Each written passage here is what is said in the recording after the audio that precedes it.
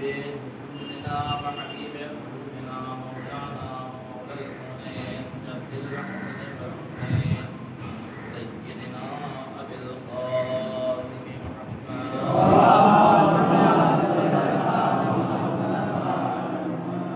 الطيبين الطاهرين المعصومين المحبوبين المقربين المجتبين المؤمنين واللعنة الدائمة الباقية على أعدائهم وقتلهم وغاصبهم وغائرهم أجمعين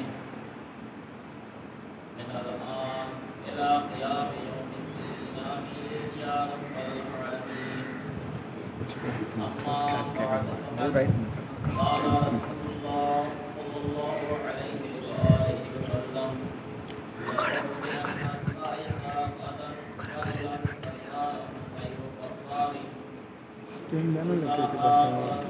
سجدہ محکم مطلب بھاگے اللہ سے بناس لگے اسٹینڈ پہ بناوت رہے مجلس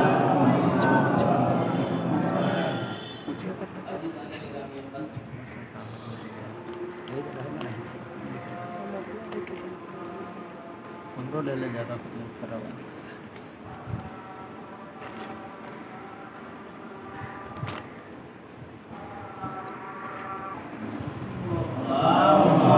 محمد وآل محمد.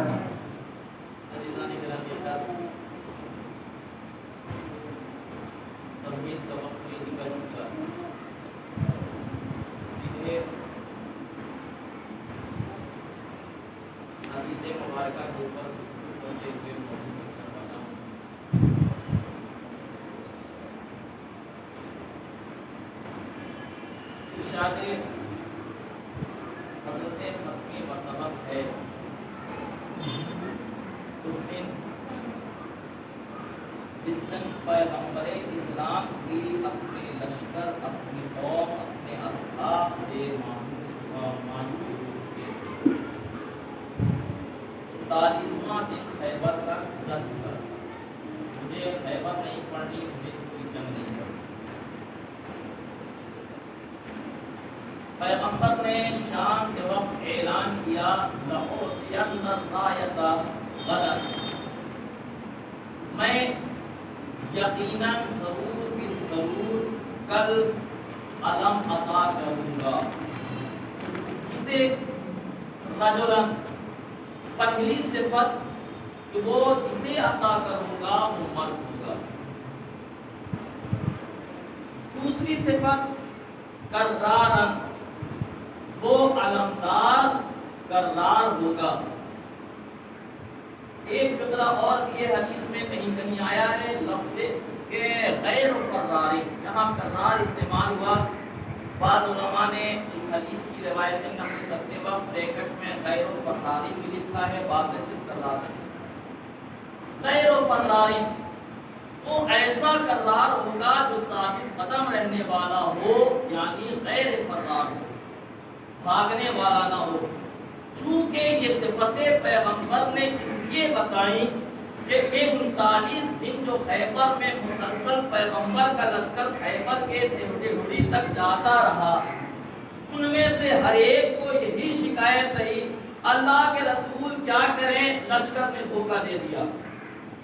اللہ کے رسول کیا کریں, لشکر کہتا ہے کہ اللہ کے رسول سردار بھاگتا دکھائی دیا, جب سردار ہی نہیں تو ہم رہ کے کیا کریں گے. کبھی سردار لشکر یہ کہتا نظر آیا اللہ کے رسول کیا کریں, گھوڑے نے ہمارا ساتھ چھوڑ دیا. جو ایک جانور کی لگام کو نہ سنبھال سکے وہ امت کی مہار کو کیسے سنبھال سکتا ہے.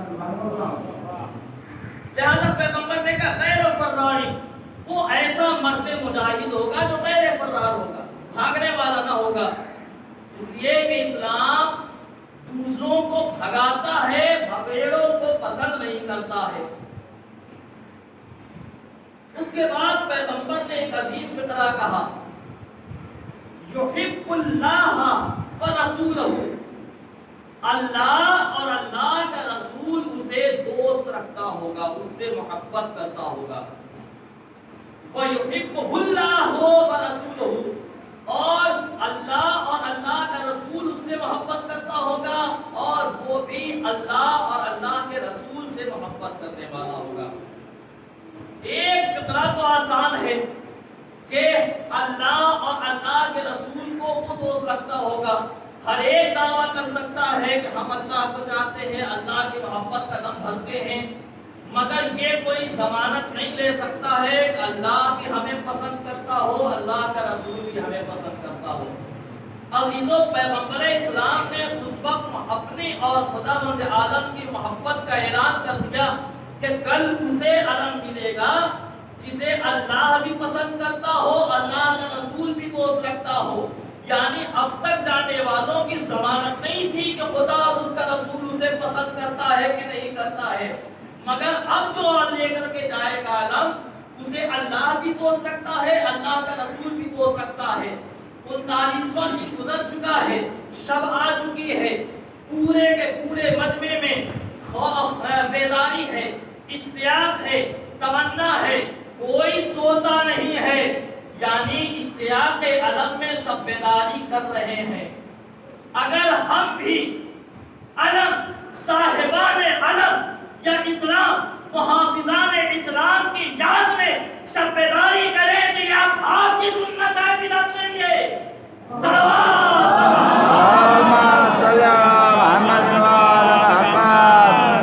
یہ تو ہم نے وہاں سے سیکھا ہے، اور پیغمبر کا اس سے بیداری پر خاموش رہ جانا بتا رہا ہے کہ اشتیاق علم میں شب بیداری کرنا حدیث بن جاتا ہے۔ اس لیے کہ حدیث کی تعریف یہ ہے کہ جو پیغمبر بیان فرمائے وہ حدیث ہے، جو پیغمبر عمل کرے وہ حدیث ہے، پیغمبر جس عمل کو دیکھے روکے ٹوکے نہیں، وہ حدیث اہل سنت کی تعریف ہے۔ ہمارے یہاں پیغمبر نہیں بلکہ اہل بیت کا لفظ استعمال ہوا ہے، تو یعنی یہ حدیث بن گئی۔ علم کے اشتیاق میں سب کے سب جگتے رہے، پورا مجمع بیدار رہا، اے کاش ہمیں مل جاتا۔ اب بھی سکون نہیں ہوا، صبح ہوئی، پیغمبر نے پورے مجمع پر طائرانہ نظر دوڑائی، سب اپنے اپنے پنجوں کے بل پر، دونوں بھائیوں نے لکھا اس تاریخ کو، پنجوں کے بل پر کھڑے ہو کر دکھا رہے تھے۔ انہیں کیا پتا کہ پیغمبر غیب کا علم رکھتا ہے، پیغمبر غیب کا علم رکھتا ہے۔ طائرانہ نظر دوڑائی، ایک سوال کیا، سب کو یہ یقین تھا کہ ہم میں سے ہی تو کسی کو ملے گا، اس لیے کہ علی تو ہزاروں میل کے فاصلے پر، مدینے میں تھے علی، یہاں خیبر کا واقعہ ہے، سینکڑوں میل کے فاصلے پر مولا ہے، لہذا ہم میں سے ہی کسی کو علم ملے گا۔ ادھر آواز آئی، نادے علی، اے میرے حبیب علی کو آواز دو۔ حدیث قدسی ہے یہ، نادے علی، کس علی کو؟ مظہر رجائے، جو عجائبات کا ظاہر کرنے والا ہے۔ نہ یقین ہو تو خیبر میں علی کے آنے کو دیکھ لیجئے، علی عجائبات کو ظاہر کر رہے ہیں کہ نہیں کر رہے ہیں۔ جناب عمار کہتے ہیں ہم مدینے میں تھے، ایک یہودی کے باغ میں مولا کائنات کھجور کے درخت پر چڑھے ہوئے تھے، سوکھی ٹہنیوں کو توڑ کر نیچے گراتے تھے، ہم اسے گھٹجا کر رہے تھے کہ اچانک ہم نے کیا دیکھا کہ درخت سے تیزی سے مولا کائنات اترتے ہیں اور آواز دیتے ہیں، لبیک یا رسول اللہ، لبیک یا رسول اللہ۔ ہم نے کہا کیا اے میرے مولا، کیا رسول اللہ واپس آ گئے؟ کہا نہیں، خیبر میں ہیں۔ کہا پھر؟ کہا صدا و صحرا، ہم تک یہ آواز پہنچی کہ اللہ کا رسول مجھے بلا رہا ہے۔ کہا پھر جائیں گے کیسے؟ کہا جیسے بلایا ہے ویسے ہی اللہ مجھے پہنچا بھی دے گا۔ لہذا جناب عمار کہتے ہیں مولا گھر میں گئے، سیدہ سے رخصت ہوئے، تلوار لے کر کے اور آئے، 10 قدم ہم چلے، مولا کی اطاعت میں، مولا کی پیروی میں، جہاں سے مولا کے نقش پا ابھرتے تھے وہیں اپنے قدم کو ہم رکھتے تھے۔ 11واں قدم مولا نے اٹھایا، ہم نے 11واں قدم رکھا، ہم نے کیا دیکھا کہ ہم خیبر میں موجود ہیں۔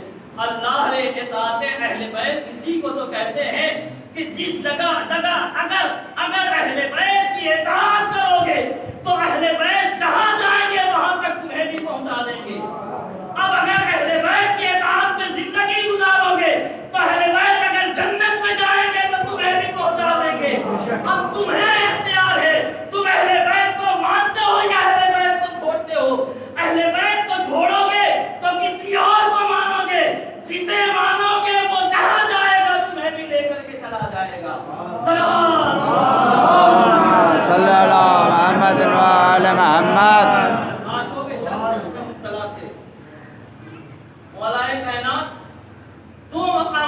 جہاں تاریخ میں مولا کائنات کے 2 عظیم جملوں کو لکھا ہے، ایک شب ہجرت کے جملے کو اور ایک خیبر کے جملے کو۔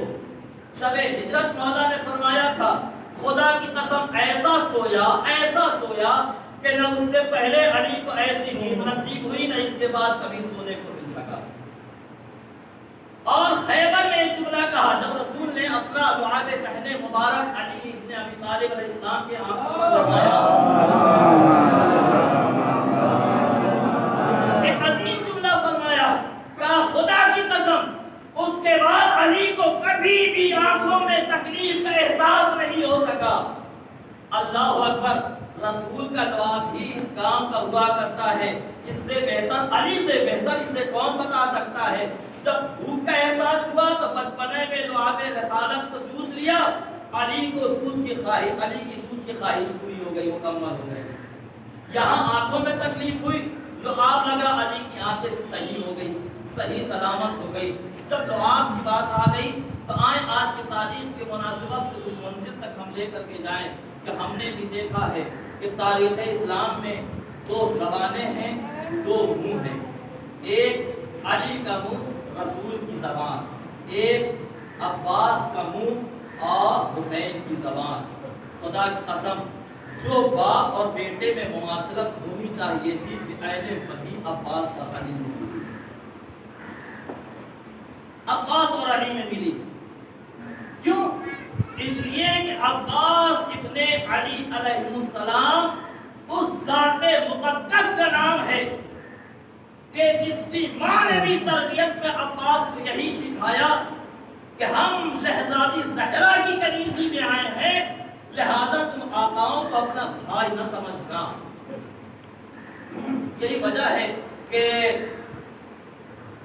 کسی تاریخ میں ملا کہ مولا امام حسین علیہ السلام نے ایک سوال کیا تھا کہ میرے بھیا عباس یہ بتاؤ کہ تم مجھے بھائی کیوں نہیں کہتے، جبکہ حقیقی رشتہ ہم دونوں کا بھائیوں کا ہے، دونوں بھائی ہیں۔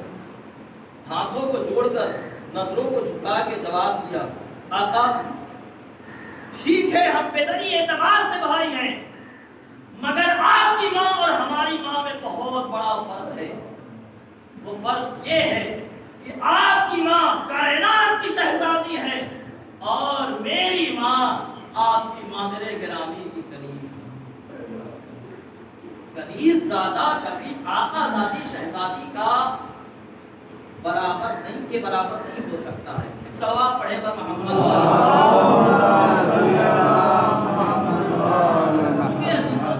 آج کی مجلس ایک علمدار سے مخصوص ہے، لہذا جلدی 2 منٹ کے اندر اسلام کے 4 علمدار کا تذکرہ کر دوں۔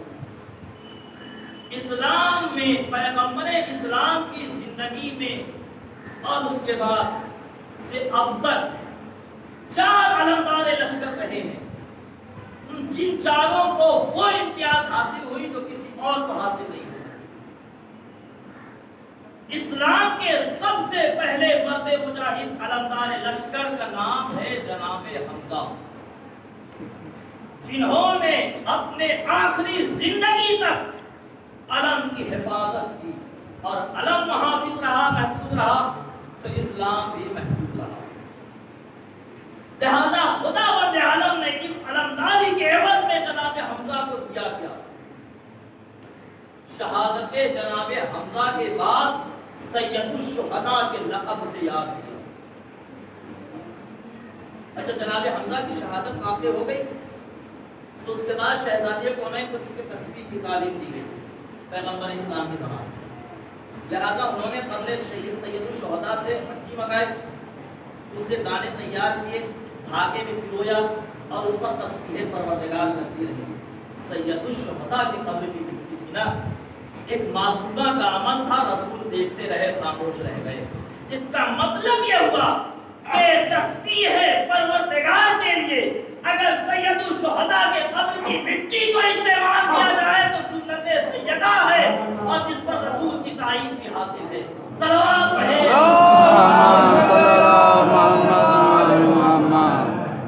دوسرا شہید، دوسرا علمدار لشکر جناب جعفر طیار، جسے خدا نے اس علمداری کے عوض میں جب اپنے دونوں بازوؤں کو قربان کر دیا نا تو خدا وند عالم نے ان دو بازوؤں کے عوض دو پر عطا کیے، جس سے جناب جعفر امیر المومنین علیہ السلام کے بھائی جناب جعفر جنتوں کی سیر کیا کرتے ہیں، روایت کا فکرہ جنتوں کی سیر کیا کرتے ہیں، دو پر عطا کیے تھے، اسی لیے آپ کو طیار کہا جاتا ہے۔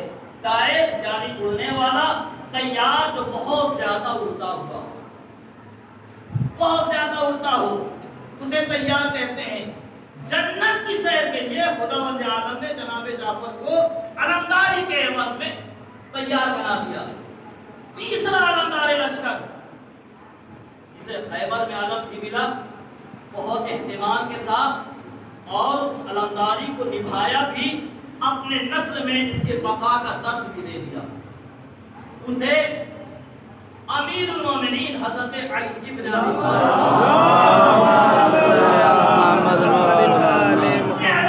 کو ایسا سنبھالا کہ پھر اس کے بعد جب خداوند عالم سے انہوں نے دعا کی اور دعا مستجاب ہوئی، عباس دنیا میں آئے تو علمداری کا درس دیا۔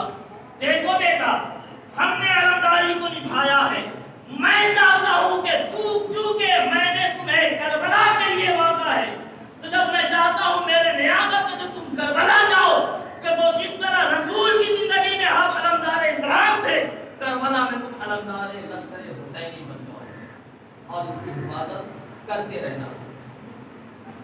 یہ خواہش تھی امیر المومنین علیہ السلام کی کہ مجھے ایک ایسا فرزند مل جائے، جبکہ دونوں بیٹے تھے امیر المومنین علیہ السلام، مگر بارہا فرماتے بھی ہیں کہ حسنین فرزندان رسول ہیں، قرآن کی اس بات کی گواہ ہے۔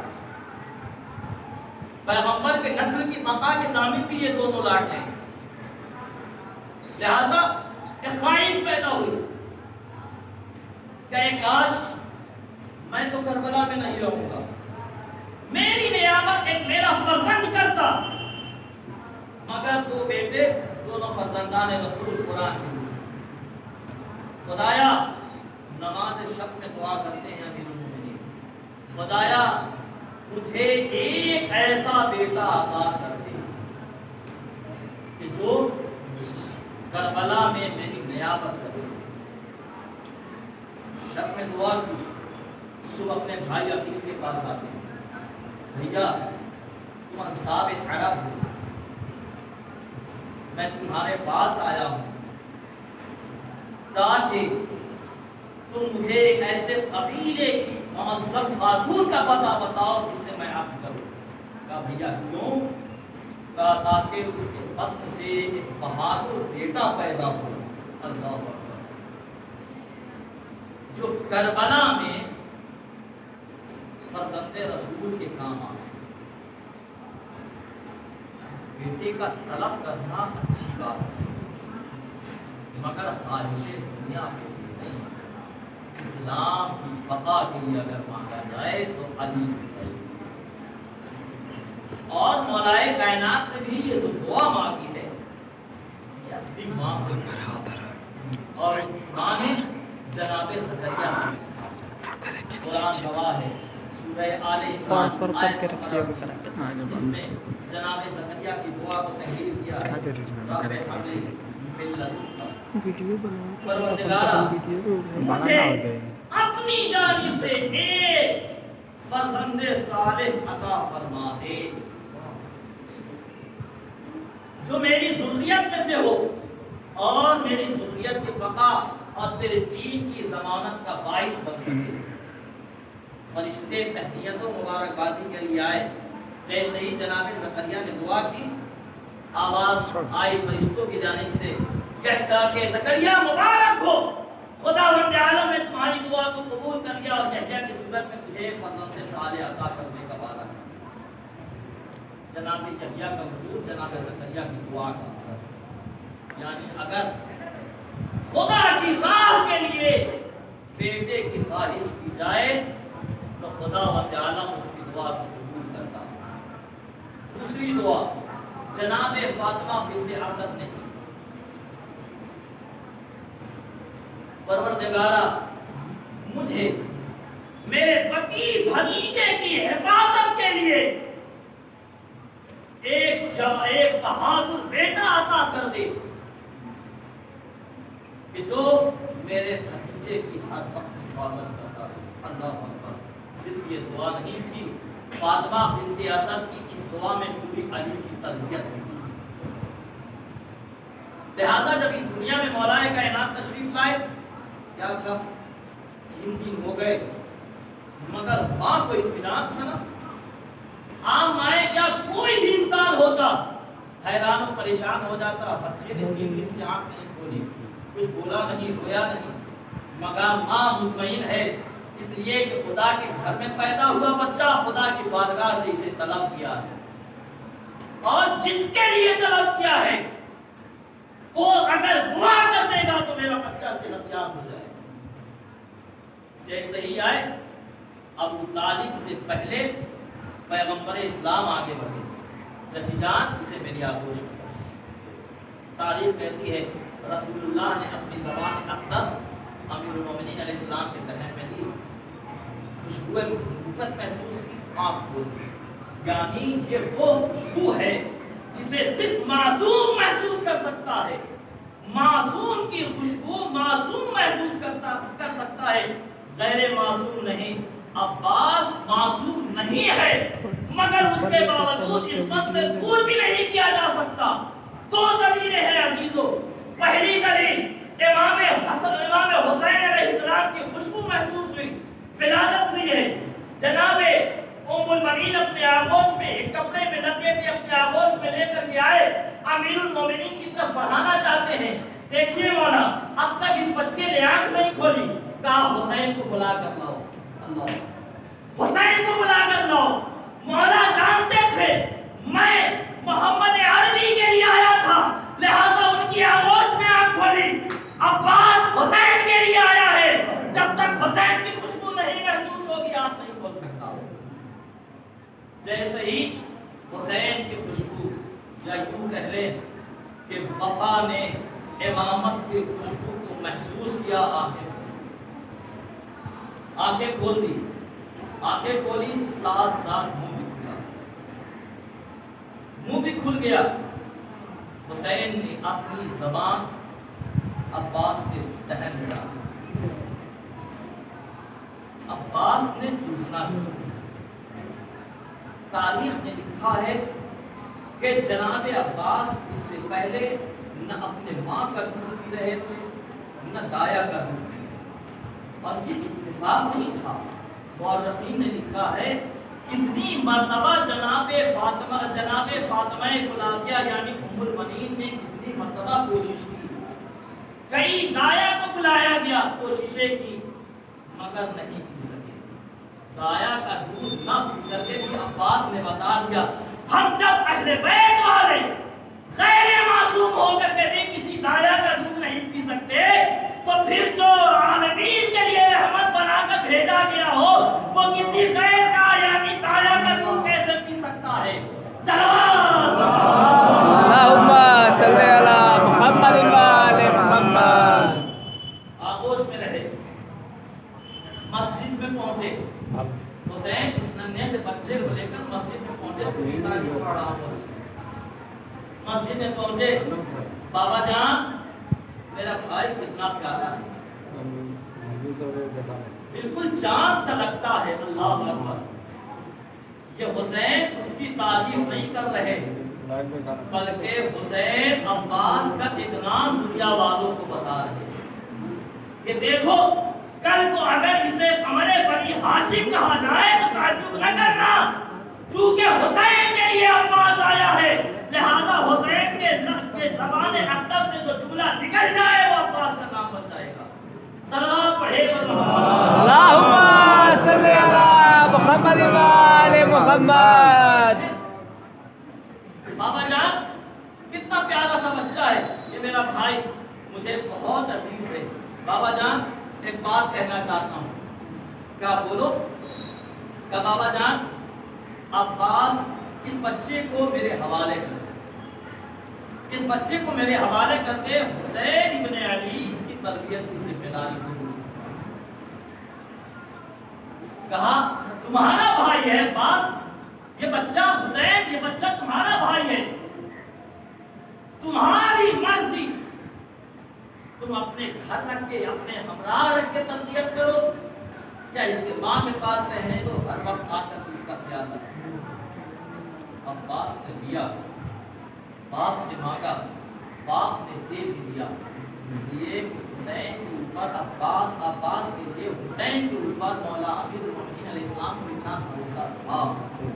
وہ جانتے تھے کہ چونکہ ہم نے حسین کے لیے عباس کو مانگا ہے، لہذا عباس کی تربیت حسین سے بہتر کوئی اور نہیں کر سکتا۔ مگر ہاں، جب موقع ملا ہے، ماں نے بھی تربیت کی ہے، بیٹا حسین کے ساتھ رہتے ہو، عباس کے ساتھ رہتے ہو، علی کے فرزند ہو، مگر خبردار کبھی اپنے آپ کو حسن حسین کا بھائی نہ سمجھنا، شہزادی زینب ام کلثوم کا بھائی نہ سمجھنا، وہ بھائی رشتے کے اعتبار سے، مگر حقیقت یہ ہے کہ ہم جب اس گھر میں بیاہ کر کے آئے تھے تو ہم نے حسنین کے آگے ہاتھوں کو جوڑا تھا، شہزادی زینب ام کلثوم کے آگے ہاتھوں کو جوڑا تھا، اور ایک جملہ کہا تھا، شہزادیوں شہزادوں ہم تمہاری ماں بن کے نہیں، کنیز بن کر کے آئے۔ اللہ اکبر۔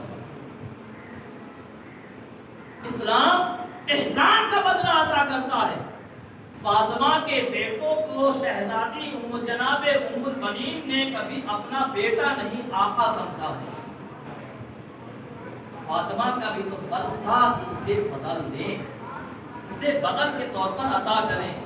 عجب نہیں، اخلاق فاطمہ کلابیہ کو دیکھ کر کے فاطمہ کی روح نے آواز دی، اے میری جانشین ام البنین، گھبرانا نہیں، تو میرے بچوں کو آقا سمجھتی ہے اور اپنے بچوں کی تربیت اسی انداز، اپنے بچے کی تربیت اسی انداز سے کرتی ہے تو صحیح وقت آنے دے، تیرا بیٹا عباس ہوگا، مگر فاطمہ اسے اپنی طرف منسوب کر کے کہے گی عباس ام البنین نہیں، فاطمہ کا بیٹا ہے۔ سلام پڑھے اللہم صلی علی محمد و آل محمد۔ آپ نے ایک شعر سنا تھا، یہ وہ بچہ ہے جو دو ماں کا بیٹا ہے، ایک ام البنین کا بیٹا ہے، تو فاطمہ نے بھی اسے اپنا بیٹا کہا۔ یہ کم بڑی بات نہیں ہے۔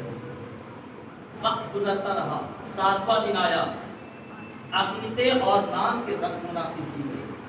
7واں دن اسلام میں عقیقے کے لیے سنت قرار دیا گیا، اور اہل بیت سے بہتر سنت کو کون انجام دے سکتا۔ اسی وقت وحی الہی جس پر نازل ہونے والی وما ينطق عن الهوى کا مصداق رسول، اس کا جانشین حقیقی علی بن ابی طالب آگے بڑھے اور انہوں نے کہا کہ میں نے اس بچے کا نام عباس رکھا۔ عباس عربی لفظ میں شیر کو کہتے ہیں۔ تعبیرات میں یہ بھی اسد کی ایک قسموں میں سے ایک قسم۔ خدائے کائنات کے دو عظیم نام ہیں، ایک اسد اور ایک حیدر، دونوں کے معنی شیر کے ہیں۔ تو پھر عباس کو عباس کیوں نہ کہا جائے؟ اس لیے کہ شیر کا بچہ شیر ہوتا ہے، شیر کا بچہ شیر ہوتا ہے، صرف نام کے اعتبار سے نہیں بلکہ کردار و شجاعت کے اعتبار سے بھی عباس علی کے بیٹا، حیدر کے بیٹا ہی ہے۔ نہ یقین ہو تو صفین اٹھا کر دیکھ لیں، جنگ صفین ہے، یہ بچہ 11-12 سال کی عمر ہے، سن 36 ہجری میں ولادت ہوتی ہے، غالباً 37 ہجری میں جنگ صفین واقع ہوتی ہے۔ 11 سال کی عمر ہے، عمر ہی کیا ہوگی؟ لیکن مولا عباس جنگ صفین طے کی ہوا تھا کہ دونوں طرف سے سردار لشکر جنگ میں شریک ہیں۔ اس شرط اس لیے بھی رکھی گئی تھی کہ علی کے مقابل آنے والے لشکر کے سردار میں اتنی جراتی نہیں تھی کہ وہ علی کا مقابلہ کر سکے، لہذا شرط رکھ دی، علی نے قبول کر لیا، اس لیے کہ علی کو اتنا یقین تھا کہ میرے لشکر کا ہر چاہے وہ میمنے کا سردار ہو، چاہے میسرے کا سردار ہو یا قلب لشکر کا سردار ہو، اتنی جرأت و صلاحیت رکھتا ہے کہ امیر شام کے تمام لشکر پر غالب ہو سکتا ہے اکیلا۔ عباس کو سوار کیا، کس طریقے سے؟ اپنا ماما عباس کے سر پر اپنی ردا گوشت پر ڈالی، اپنی تلوار حوالے کی،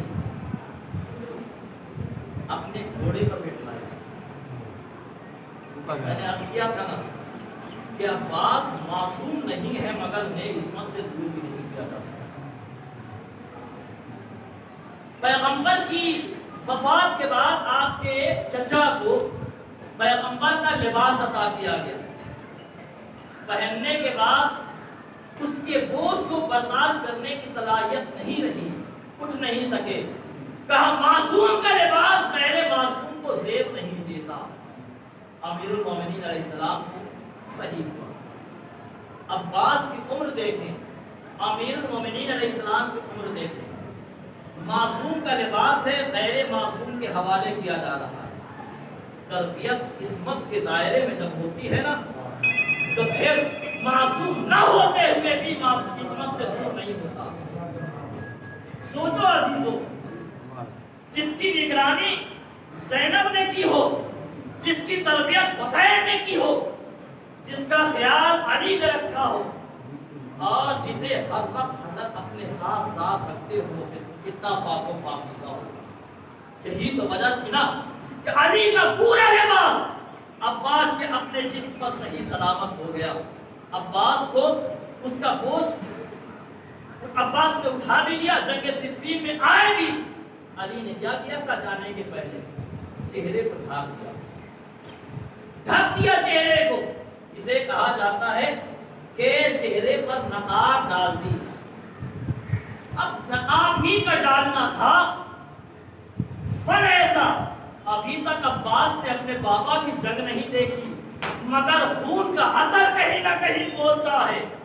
عباس نے علی کی جنگیں نہیں دیکھی تھی، نہ خیبر دیکھا، نہ خندق دیکھا، نہ بقیہ اور جنگیں دیکھی، مگر کیا کہنا، عباس آپ کو تربیت کے حاصل کرنے کا انداز کتنا نرالا تھا کہ دشمن تمیز نہ کر سکے کہ عباس ہے یا علی ہے۔ بھائی کوئی تو موقع تاریخ میں ملے جہاں دشمن دھوکہ کھائے ہیں۔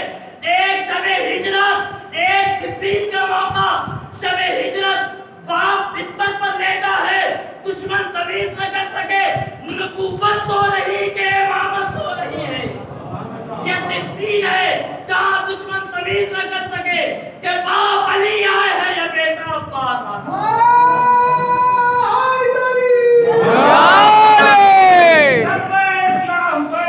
لبیک یا حسین، لبیک یا حسین۔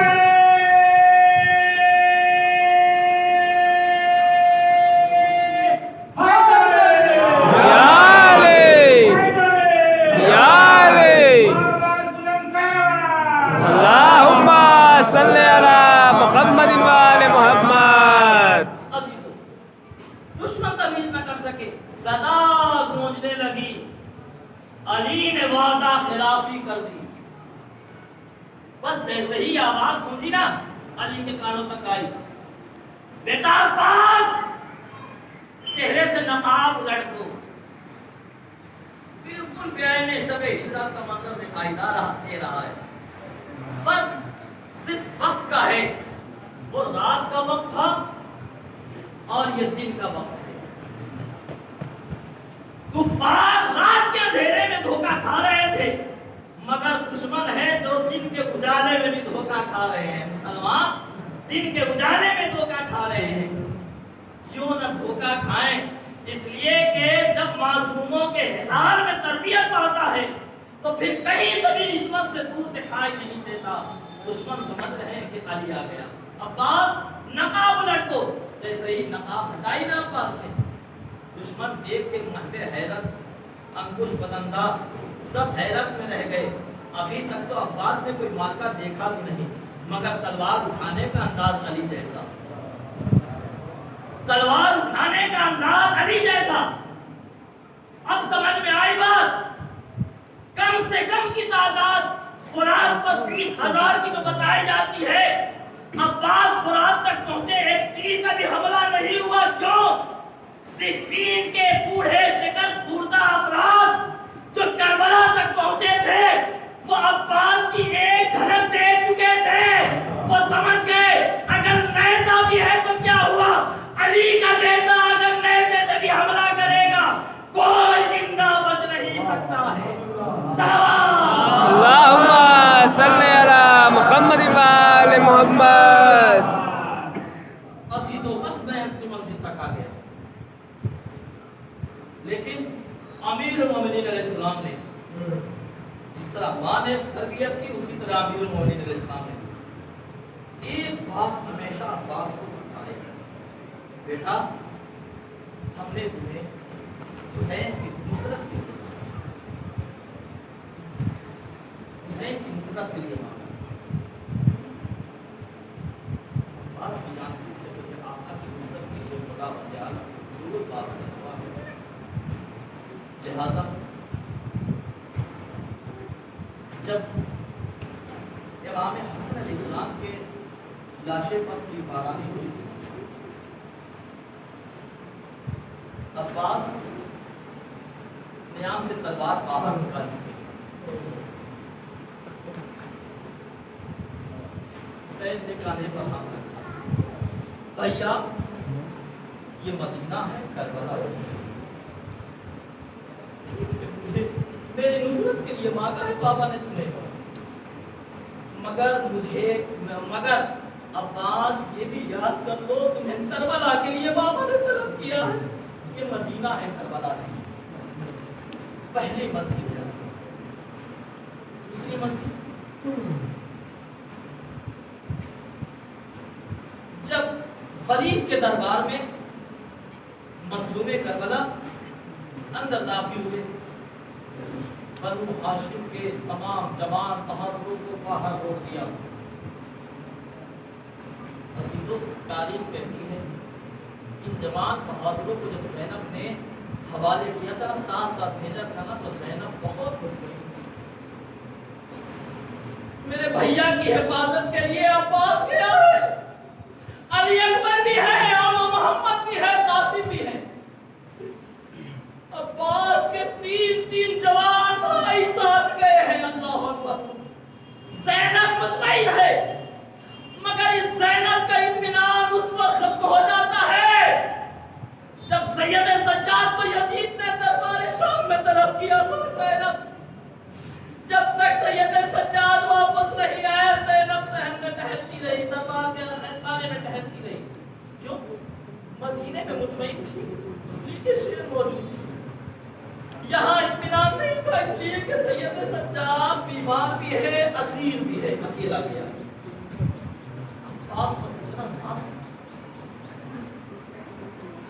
عزیزوں جب مولا عباس رخصت آخر کے لیے آئے تھے نا, تو زینب نے عباس سے خطاب کیا اور روتے ہوئے جملہ کہا, عباس میں بچپن سے کربلا کی داستان سنتی چلی آئی, یقین تھا اس نے کہ معصوموں سے سنا تھا, مگر جب تجھے دیکھتی تھی نا یہ یقین متزلزل ہونے لگتا تھا کہ جس زینب کے پاس عباس جیسا بھائی ہو اس کے سر سے رجا کیسے چھن سکتی ہے.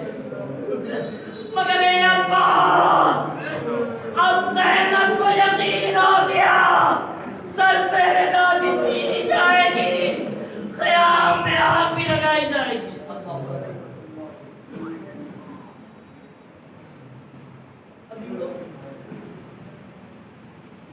دل کھول کے مساب ہوں گے, اس لیے کہ اگر آج غازی کو نہ رو سکے تو پھر کبھی نہیں. اس قدر رو کہ روح سکینہ شاد ہو جائے. اے امو کربلا میں ہم تجھ پہ نہ رو سکے, اے امو میرے بابا کے جانے والے آج تجھ پہ آنسو بہا رہے ہیں. اللہ اکبر. बाप बाप आका की खिदमत में आते हैं गाजी। आका मुझे भी मरने की इजाजत दे दो।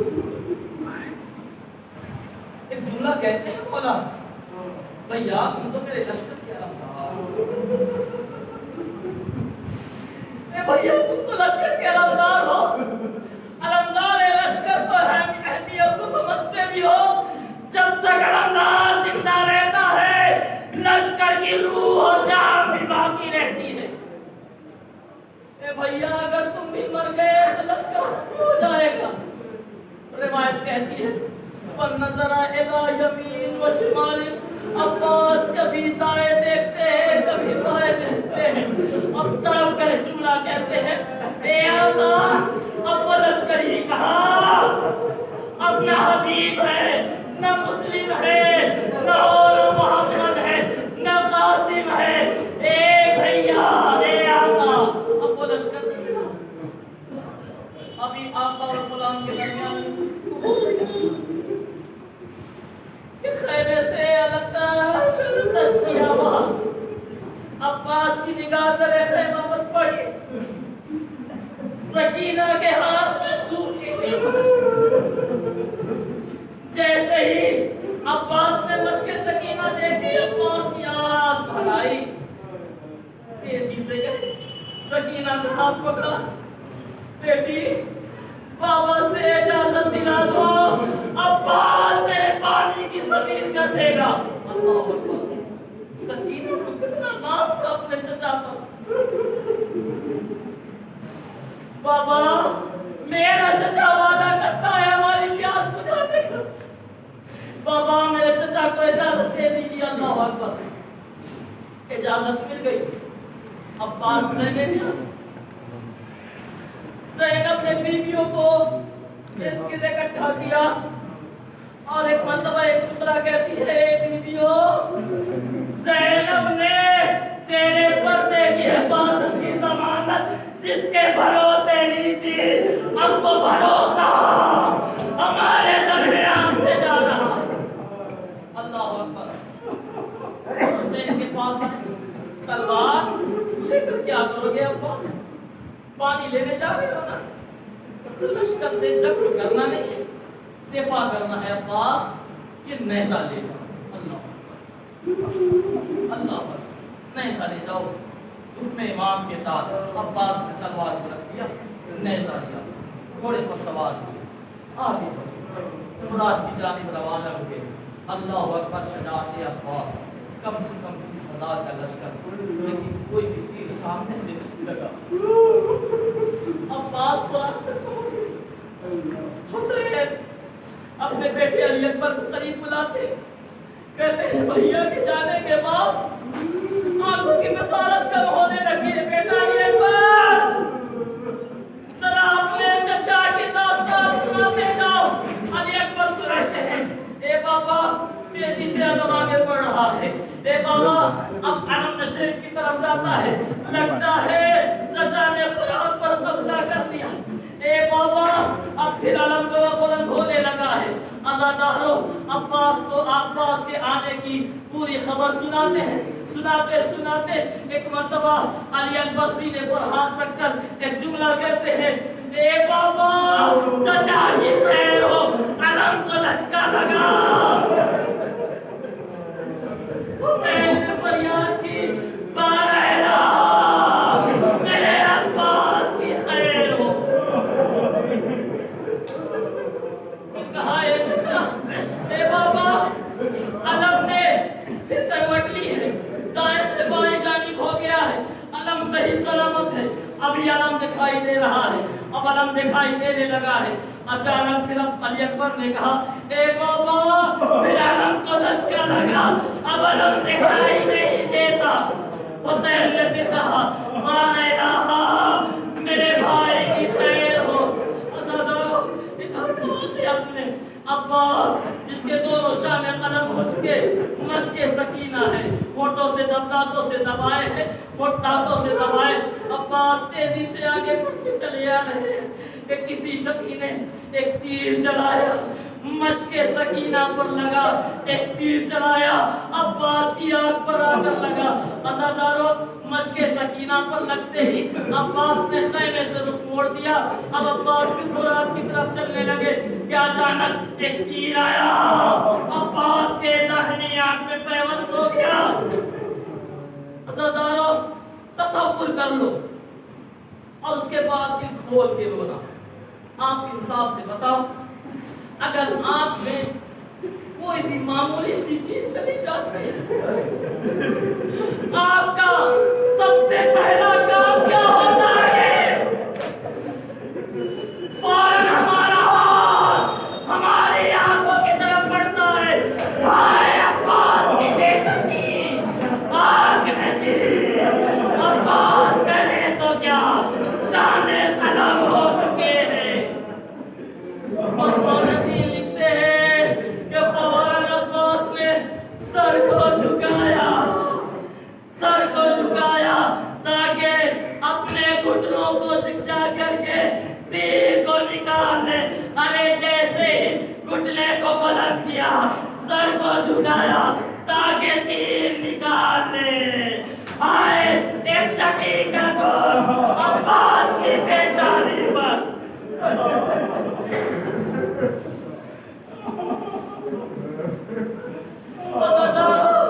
عباس کے پیشانی پر لگا۔ اب عباس گھوڑے پر سنبھل نہ سکے۔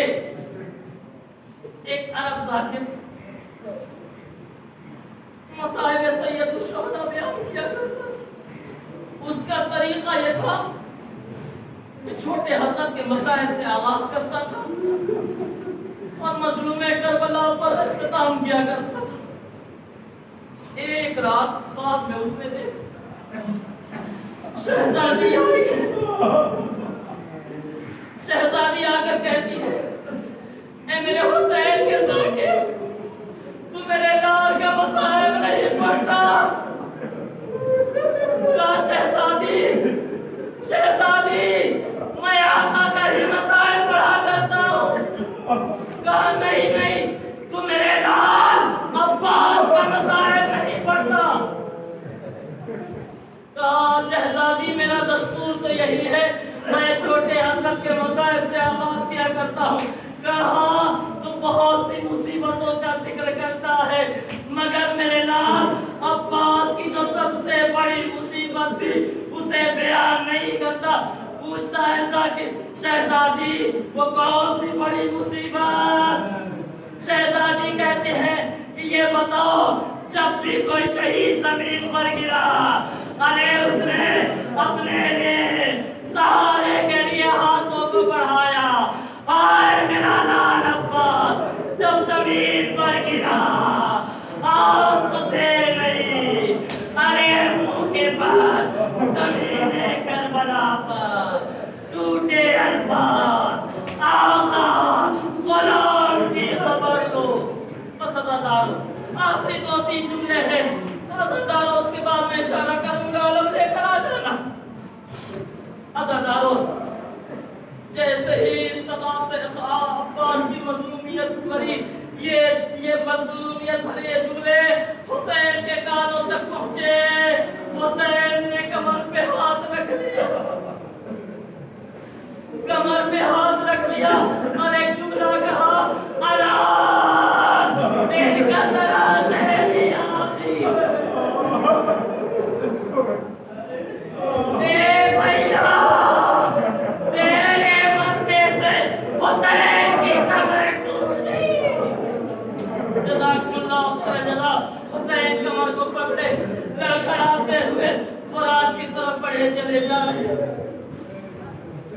علماء بیان کرتے ہیں فرات کی جانب درمیان راہ حسین جھکے، اٹھایا ابا کے دامن میں رکھا، چند گام آگے بڑھے، پھر جھکے، کچھ اٹھایا اور ابا کے دامن میں رکھا۔ آپ سمجھے کیا؟ ارے چند قدم کے فاصلے پر عباس کے 2 کٹے ہوئے ہاتھ حسین لے کر آگے بڑھے۔ یہی وہ شان ہے جسے قیامت میں ہماری شفاعت کے لیے شہزادی لے کر آئے گی۔ عزادارو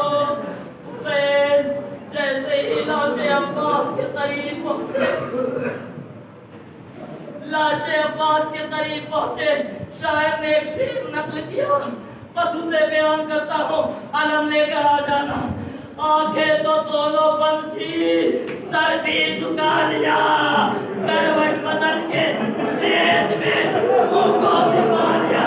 समझे क्यों अब्बास, समझे कहीं सकीना न चली हो। ए सकीना, हम तुझसे शर्मिंदा हैं। ए सकीना, छुट गए शबीर अब्बास से, से करबला Sabar.